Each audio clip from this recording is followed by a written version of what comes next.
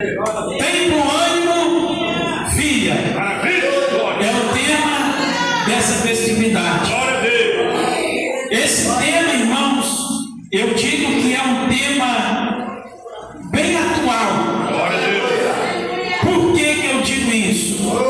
Porque nós estamos vivenciando hoje um grande desânimo por parte de muitas pessoas. Mas olhando para a Escritura Sagrada, nós podemos ver que em todo o tempo o nosso Deus, Ele procurou animar o seu povo. No momento que o povo quis desanimar, no momento que as pessoas pensam em desistir, o Senhor está sempre com uma palavra de incentivo para trazer ânimo ao seu povo.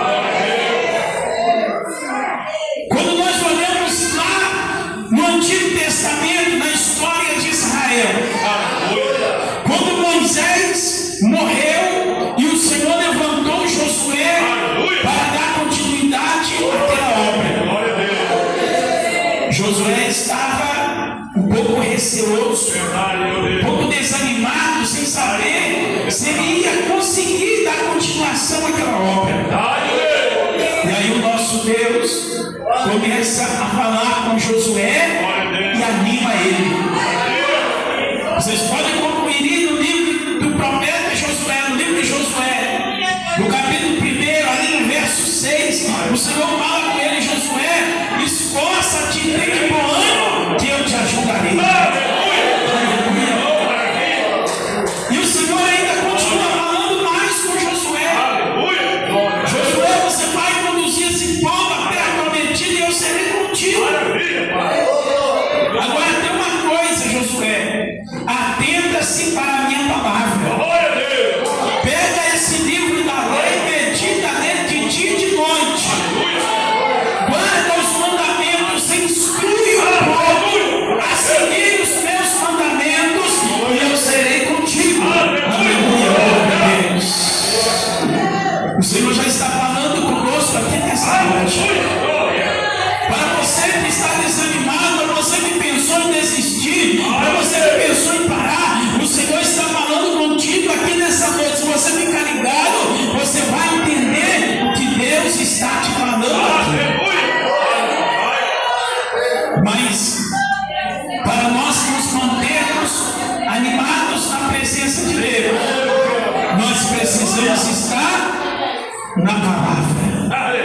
Foi o que Deus falou com Josué: Josué, mantenha-se na minha palavra, medita nesse livro de dia e de noite, instrui o povo e eu estarei contigo. Deus, Ele está pronto para estar conosco na nossa caminhada, mas nós não podemos esquecer dos seus ensinamentos. Nós não podemos esquecer dos seus preceitos. Nós temos que nos manter firmes na presença de Deus.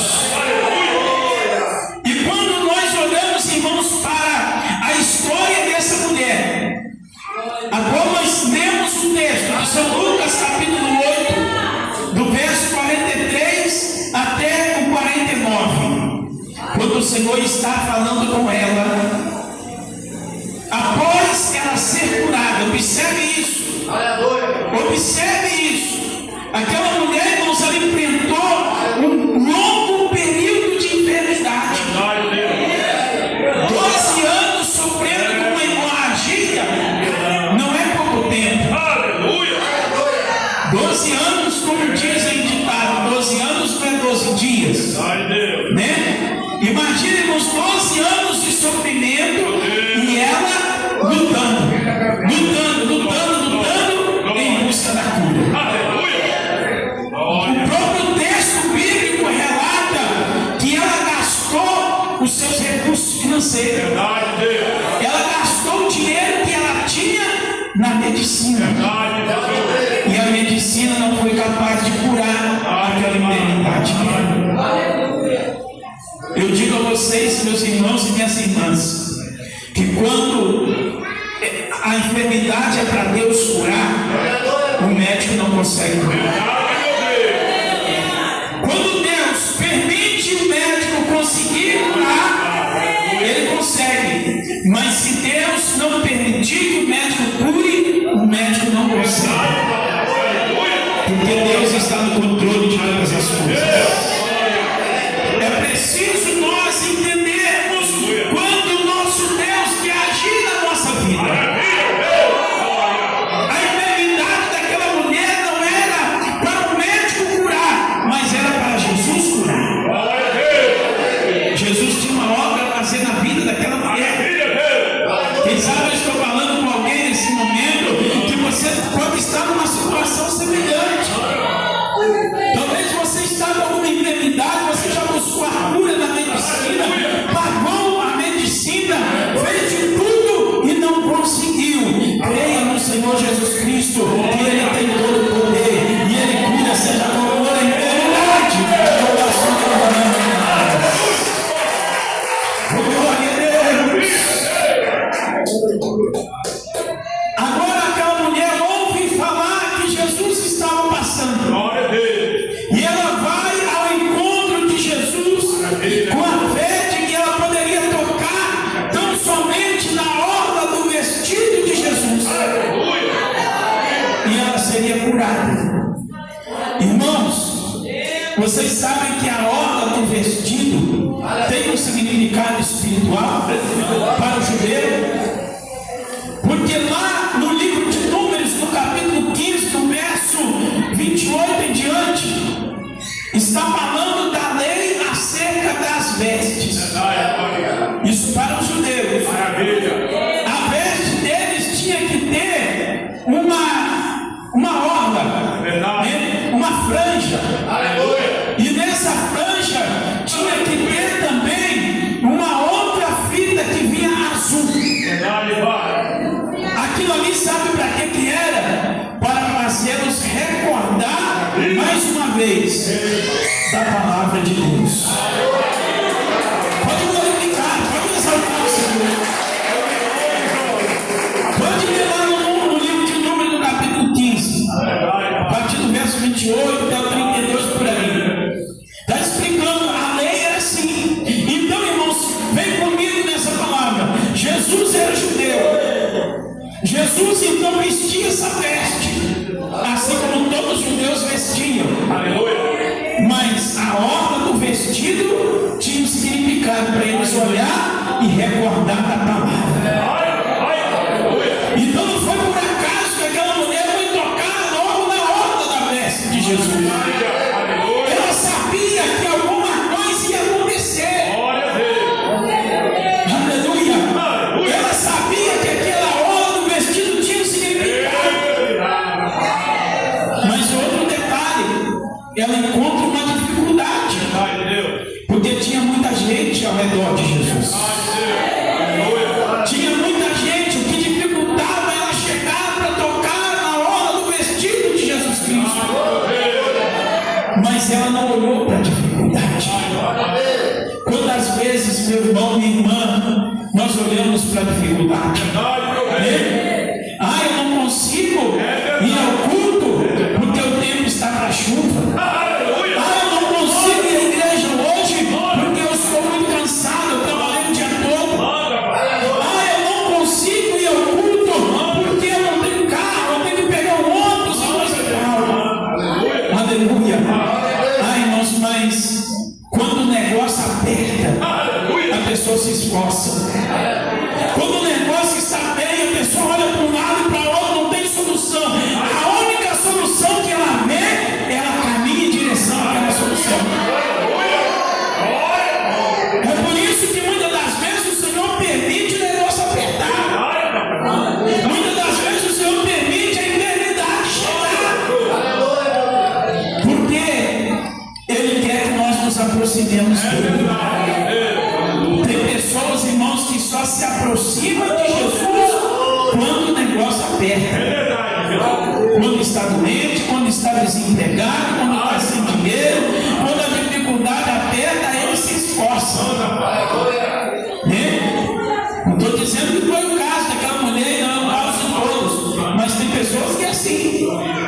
Mas o importante é que ela rompeu a multidão. Ela não deixou a multidão deter ela, não deixou a multidão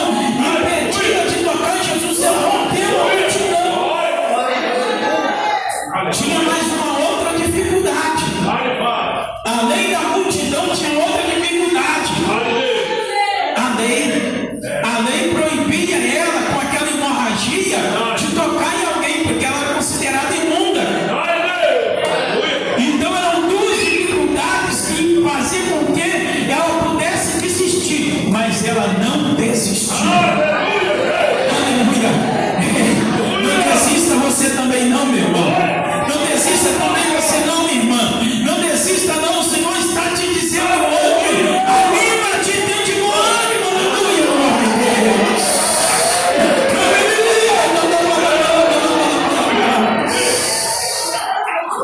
Diga assim comigo, eu não vou desanimar. Diga mais forte, eu não vou desanimar. Aleluia. O Senhor não quer ver você desanimado. O Senhor não quer ver você desanimada. O Senhor quer ver você animado e animada para enfrentar a dificuldade. E até que aquela mulher consegue chegar, tocar na veste de Jesus. E ela tocou com fé. Porque se ela tocasse também sem fé e sem propósito, talvez ela não tivesse recebido a cura. É por isso que eu sempre digo, irmãos, nós temos que ter propósito, temos que ter objetivo. Nós temos que estar na casa de Deus com objetivo. Se nós entramos numa campanha, nós temos que entrar com objetivo. Se nós entramos num propósito de oração, nós temos que entrar com objetivo. O próprio Pedro e os outros discípulos disseram: Jesus, mestre, tem muita gente que está encostando no Senhor aí. Que está ligado, está entendendo o mistério. Senhor, tem muita gente que está encostando no Senhor e o Senhor está perguntando quem te trocou. Aleluia. Estão percebendo a diferença, irmãos? Estão percebendo a diferença? Teve muita gente que encostou em Jesus, mas teve uma que encostou com um propósito. Teve uma que tocou com um propósito.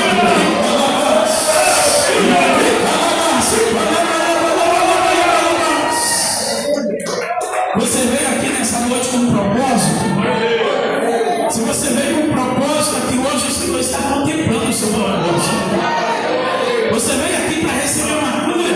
Você veio aqui para receber a libertação do filho. Você veio aqui para receber a salvação da família. Você veio aqui para receber a solução de um problema. Você tem que ter um propósito. Não é vir por vir. Hoje eu vou lá naquela festividade, porque se eu não for, os irmãos vão ficar tristes comigo. Eu vou lá porque o irmão fulano me convidou, se eu não for, os irmãos vão ficar tristes. Não. Você tem que ter um propósito com Deus. Às vezes você tem batalhado de toda maneira e não tem tido vitória porque falta um propósito. A palavra de Deus disse: pedis e não recebeis porque pedis mal. Às vezes você não está tendo um propósito com Deus. Aquela mulher tinha um propósito, ser curada da hemorragia. Então Jesus disse: várias pessoas tocaram, mas teve uma que tocou diferente, porque de mim saiu virtude. Aleluia. De mim saiu virtude. Não foi um toque qualquer, foi um toque com propósito, foi um toque com fé. Glória a Deus. Aleluia. E aí aquela mulher não teve como se ocultar disso.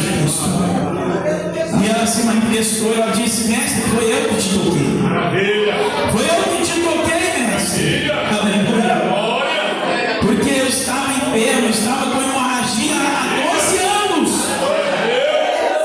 Mas agora eu toquei no Senhor e fui curada. Oh, glória a Deus. Você tem fé para tocar em Jesus aqui agora? Você tem fé para tocar nele aqui agora? Você tem fé para tocar? Toca pela fé, toca pela fé, toca pela fé, toca com propósito.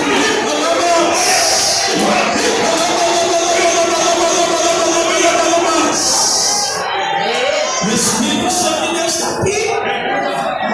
É Ele que opera na nossa vida hoje. Naquele dia Jesus estava pessoalmente, fisicamente ali. Hoje o Espírito Santo está aqui. Se nós tivermos fé, tivermos propósito, nós receberemos o milagre. Agora vejamos, irmãos, a palavra que Jesus falou para a mulher. Eu quero que vocês raciocinem comigo e entendam isso.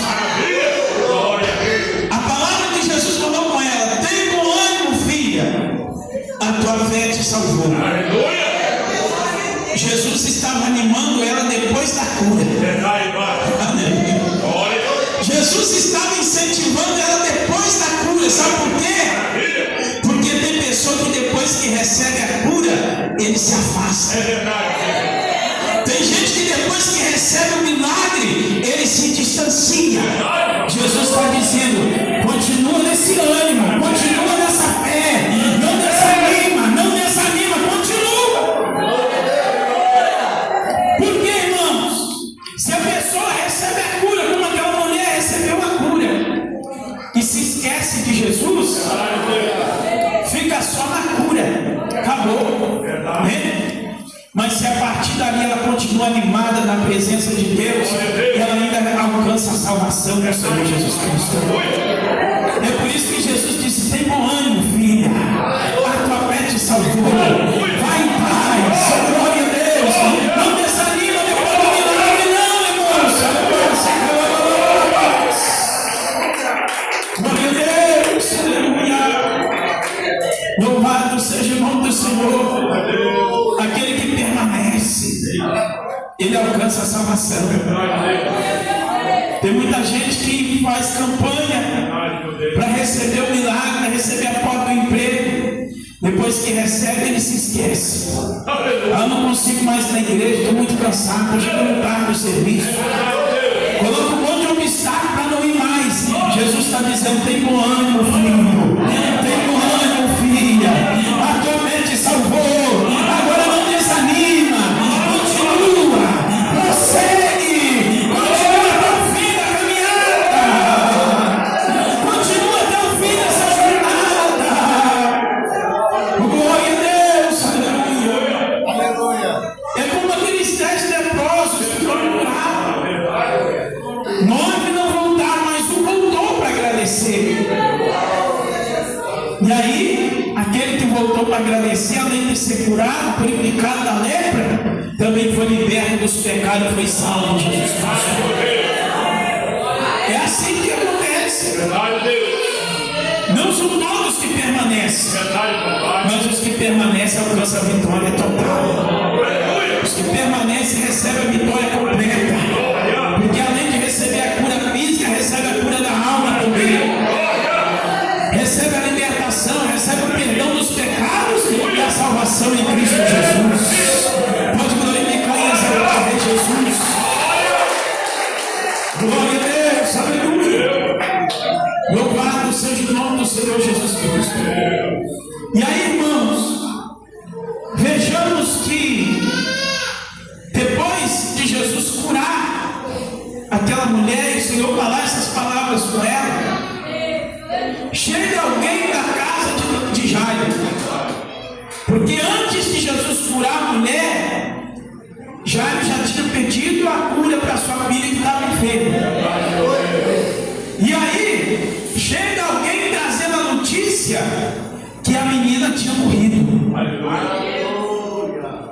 Chega alguém e diz assim para Jairo: não importunes mais o mestre, não incomoda ele mais, porque a sua filha já morreu. Irmãos, é como se aquela pessoa dissesse assim, ou estivesse pensando assim: Jesus pode curar. Ele curou essa mulher na cabeça daquela pessoa, né? Jesus pode curar enquanto está vivo. Depois que morre, já era, né? Foi o que a pessoa estava pensando. Ela disse: já não incomoda o mestre, mas não, né? Como se ela dissesse: a mulher estava viva e foi curada da hemorragia. Agora a sua filha já morreu, então não incomoda o mestre, mas não. Aleluia. Mas o que eles não sabiam, irmãos, é que Jesus Cristo tem o poder sobre a vida e sobre a morte. Quando alguém diz que não tem mais jeito, Jesus diz que tem jeito. Quando o médico desengana, Jesus não desengana. Todo o poder está nas mãos dele. Além de curar aquela mulher com hemorragia, Jesus vai lá na casa de Jairo, onde estava a menina morta.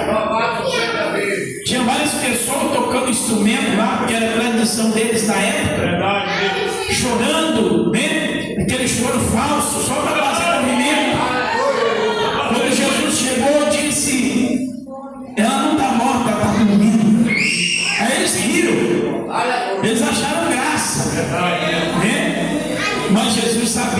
estava falando. Jesus sabia que ele ia fazer uma obra ali naquele lugar, que ele ia ressuscitar aquela menina. Então ele mandou sair todos, só ficou ele, Pedro, João, Tiago e o pai e a mãe da menina. E ali Jesus fez o milagre da ressurreição. Jesus trouxe de volta o espírito de vida sobre ela, e ela ressuscitou para a honra e glória do nosso Senhor e Salvador Jesus Cristo. Oh, Padre, exaltado o nome do Senhor. Aleluia. Jesus está dizendo hoje para você, meu irmão, minha irmã, tem bom ânimo. Você que está desanimado, você que está pensando em parar, Jesus está dizendo, tenha bom ânimo. Você que já parou, Jesus está dizendo, não dá tempo, tem bom ânimo. Jesus está falando hoje conosco, tem bom ânimo. Irmãos, Satanás ele usa de todas as artimanhas para parar o crente. Vejamos que na igreja primitiva, sexta-feira eu preguei aqui sobre Pedro, né? Foi preso e a igreja estava em constante oração. Atos 12, 5. E era assim naquela época. A igreja estava sendo perseguida, apóstolos sendo mortos, apóstolos sendo presos, e a igreja está no fervor. Está no fervor. Satanás pensava que ia parar a igreja, não parava, porque a igreja estava na oração. Estava avivada. Aleluia. Mas parece que aí Satanás muda a estratégia. Passou os anos, vai para os anos 300 e pouco. O Império Romano para de perseguir a igreja. O imperador Constantino se converte. Para de perseguir a igreja. Para de afrontar, para de matar os crentes. Mas aí sabe o que é que começa a acontecer? As heresias dentro da igreja. Aí o cristianismo passa a ser uma religião oficial do império. E aí começa aquilo que era para ser bom, parece que se tornou pior. Porque os cristãos não estavam sendo mortos, não estavam sendo lançados na fogueira mais, mas o pecado estava se infiltrando dentro da igreja. Agora hoje, irmãos, no século que nós estamos vivendo, Satanás está usando a mesma estratégia. Satanás está usando a estratégia para colocar frieza, para colocar desânimo na vida dos crentes. Hoje nós não somos perseguidos aqui no Brasil por pregar a palavra. Ninguém está sendo preso por causa do evangelho, ninguém está sendo morto por causa do evangelho. Mas os crentes estão abandonando a fé sem motivo. Estão desanimando por qualquer coisa. Como eu já citei aqui, recebe um milagre e desanima. Recebe a bênção, se afasta. Recebe uma crítica, se afasta. O irmão não cumprimentou ele, se afasta. Não recebeu a oportunidade da igreja, se afasta. A frieza está entrando. O desânimo está entrando. Mas Jesus parece que eu continuo ouvindo a voz do Senhor dizendo: tem bom ânimo, filho. Tem bom ânimo, filha. Tem bom ânimo, tem bom ânimo. Aleluia. Glória a Deus. Eu quero concluir essa mensagem, irmãos, dizendo: volta ao primeiro amor, volta à primeira fé. É como o Senhor falou com a igreja de Éfeso. A igreja de Éfeso era uma igreja que praticava as boas obras. Era uma igreja boa, mas tinha alguns ali que tinham deixado o primeiro amor. Tinha deixado a primeira fé, o fervor. Jesus está dizendo hoje: volta ao primeiro amor. Tem bom ânimo, filho, tem bom ânimo, filho. Vamos fazer uma oração? Vamos fazer uma oração para o Senhor derramar uma unção.